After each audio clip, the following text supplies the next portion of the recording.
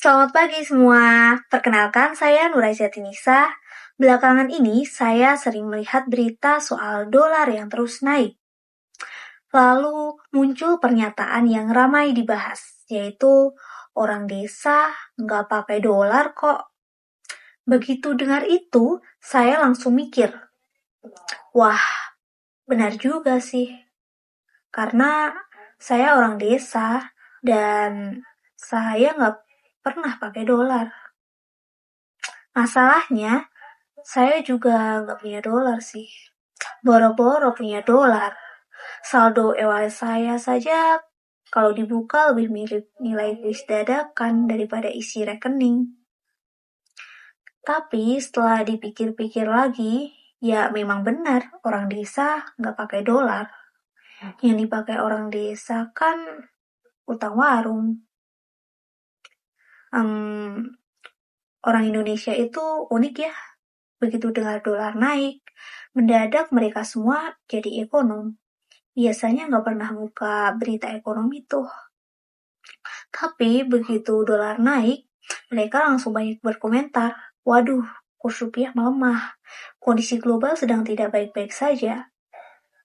Padahal 5 menit sebelumnya mereka masih menonton video kucing jatuh dari kursi.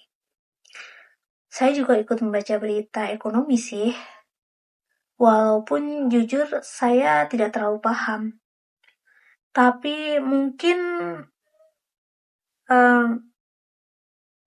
saya bisa menjelaskan makna kata krisis.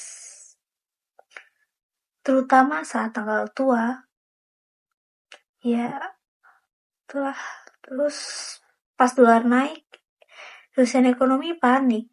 Pas uang kos naik, saya yang panik. Prioritas hidup kita itu berbeda. Ekonom melihat kurs rupiah, sedangkan kita mahasiswa melihat sisa saldo.